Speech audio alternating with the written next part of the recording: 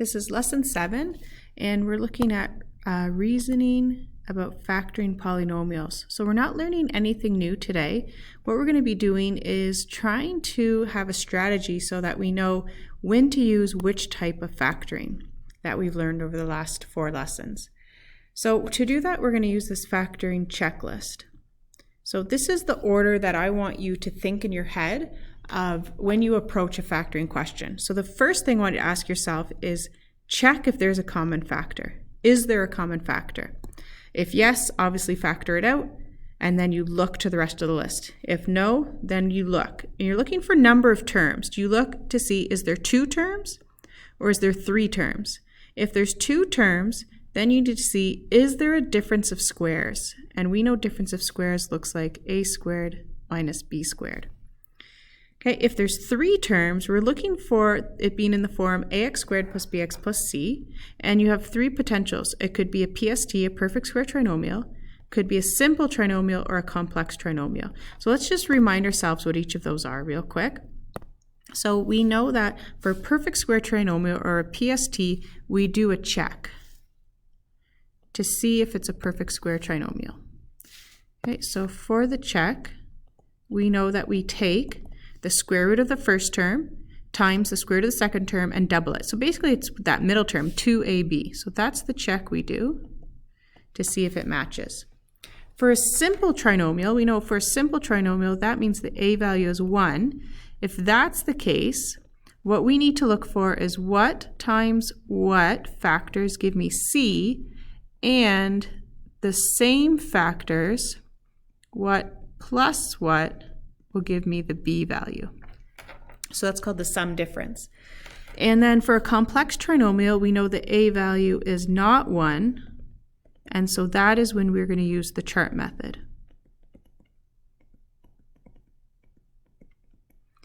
Okay, and then lastly, right here we're looking is if the expression has 4 terms, we're going to try a grouping strategy. And there's either the 2 by 2 grouping strategy or the 3 by 1. Now I know we've practiced the 2 by 2. Today you'll get to see an example of the 3 by 1 grouping strategy. And so remember again, that's if the expression has 4 terms. All right, so let's take a look. We're going to start with our first example. It says factor completely. All right, so we start at the top of our checklist and we ask ourselves, is there a common factor? That's the first thing you always ask yourself for any factoring questions. And I can see, yes, there is a common factor of x. So I'm going to divide an x out of each term. So I'm left with 8x squared minus 6x minus 5. All right, what results is a trinomial? So an expression with 3 terms. So we're trying to decide, is this a perfect square trinomial, a simple, or a complex? So automatically it's not simple because I have, I didn't need to move all that. The a value is not 1, and I can't do the square root of 8. So I know automatically this has to be complex, and that means that we're going to use chart method to solve it. All right, so to use chart method, we got to think, what are the terms that multiply to give 8x squared? So I know that's going to be 4x and 2x. And then what are the terms that multiply to give 5? And so we know that's 1 and 5. So let's try 5 here and 1 here. So we're going to multiply. 2 times 5x is 10x. 4x times 1 is 4x. And that gives me a difference of 6x. I'm just going to move this up a little bit so I have room. There we go. So we know the difference there is 6x, and I want the 6 to be negative, and that means 10 has to be negative. So we'll slide that sign over, and 4 is positive. And then we'll finish it off. So the x is from the common factoring, and my brackets are 4x minus 5 and 2x plus 1. Okay, so let's just write a reminder what we did at this question. First, we did a common factor, and then we did chart method because it was a complex trinomial.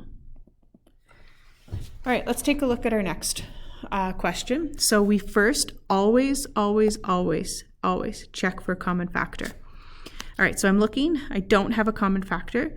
I can see this has 3 terms, so I'm going to go to where it says 3 terms in my chart.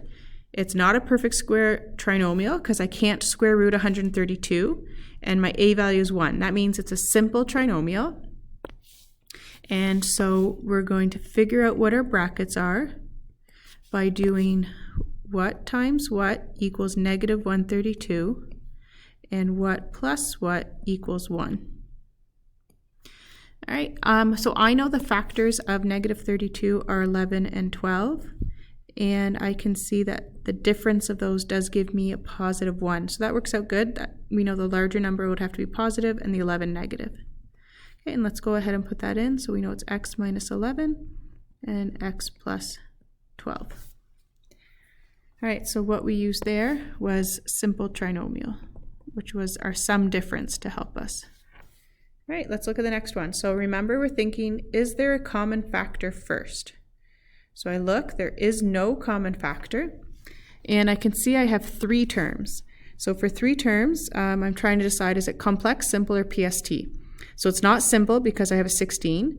16, I can square root it. Let's check out the last term. 121, I can square root that as well, right? That goes to 11. So let's go ahead and we'll do our check. So yes, some of you are asking me, can we do this in our head? Of course. But for those that might need, I'm just going to put it down here so I have room for the next question. So I'm doing the check in my head. So the square root of 16x squared is 4x. Square root of 121 is 11. And then I take that answer and double it. So it's 44x doubled is 88x. And I have a match. So I know now that this is a PST. So I'm going to write that. This is a perfect square trinomial. And let's go ahead and do our brackets. So we know that the answer is squared, that 4x is the first term, 11 is the second term, and because it's a negative here, it's a negative here. All right, let's look at our next question. We're looking for a common factor. I can see between 18 and 32 I do have a common factor, so we know that's the first thing that we're going to do. And I also have a common factor with x. So 2 is my greatest common factor for the coefficients, so that's negative 2. And x squared would be my greatest common factor for the variables. So I'm left with 9x squared minus 16. Okay, so now I have 2 terms, and in my checklist, if we go back up to the top, if I have 2 terms right here, then we know it could potentially be a difference of squares. So we are looking for the first term and the second term have to be perfect squares, and it has to be a subtract between it. So let's take a look if we have that. So my first term, oops, my screen slid on me. Let's try that again. Okay, good. My first term is a perfect square. My second term is also a perfect square, and I have a subtraction. So that means a difference of squares. So we're going to leave our negative 2x squared out front. And for 9x squared, we know the first term is 3x. My second term, the square root of 16 is 4. One must be positive, one must be negative. Okay, so we did a common factor first, and then we did a difference of squares. All right, let's look at our last question. Sorry, second last. I have 4 terms here. So first thing I always look for is a common factor. And I see I do have a common factor of x. Oh, no, I don't have a common factor of x. Okay, so no common factor of x. And I have 4 terms. So what does my checklist say? Let's go up to the top. So it says that for 4 terms, we have to look for a grouping strategy. And the first grouping strategy is a 2 by 2. So what we're looking for is to have a common factor between these 2 and these 2. So let's go ahead and look. So between the first 2 terms, I see I have a common factor of x squared and y. So let's go ahead and divide that out. That's going to be x cubed plus y squared. Okay, and now let's look to my next term. So I have a common factor here of y cubed. I'm going to do a negative y cubed so that the first term will be positive. So I'll have a first term of x cubed when I divide, and then plus y squared. Because remember what I'm doing, I'm taking negative y to the 5 and dividing by negative y to the 3. That gives me my positive y squared. All right, and now we can see that I have common factors of a binomial. So I will divide by x cubed plus y squared. And what is left would be x squared y minus y cubed. Okay, and so that was a grouping strategy that we used. And this grouping strategy was 2 by 2. Okay, let's look at our last question. In this question, we have 4 terms as well, and no common factors. So we're going to do a grouping strategy. And if we look, I can group these two together, and I have x that's common, but I have nothing common here. So a 2 by 2 strategy doesn't work.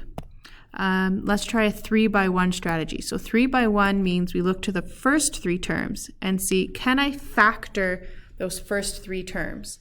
And I can. That's a simple trinomial right there. So let's go ahead and factor that. So I want to know what times what is going to equal 1y squared, and what plus what will equal negative 2xy. So I can see that if I have 1y times 1y, that's 1y squared, and if I have 1x plus 1x, that gives me a negative 2. So these need to be negative. Now, when I add 1y and negative 1y, the x comes from that x squared there. So if we have x minus y times x minus y, because the ones are in front, that should work out. Let's just go ahead and check that. So I'm going to do x times x gives me the x squared there, so I'm good. Negative y times negative y gives me a positive y squared, so I'm good there. In the middle, I have negative 1xy when I multiply, and on the outside, I have negative 1xy when I multiply, and that adds to give me negative 2xy, which is my middle term. Okay, so it works out. I was able to factor. And so then I have minus 9z squared. Now this actually was a PST. I didn't recognize it. So I can rewrite it as x minus y squared minus 9z squared. Okay, so let's just keep track of what we're doing. We did a grouping strategy of 3 by 1. Okay, and we can see that it ended up being a PST right here. So let's do the check and just see if it would work that way. So I take the square root of x squared, which is x. I take the square root of y squared, which is y, and I double it. And I get 2xy, which is the middle term. Okay, and that works out. We have x minus y squared. Okay, now what we have, this is a difference of squares, but the term in the first term just happens to be a binomial. So think of this term as your a squared, then you have your subtract, and this term is your b squared.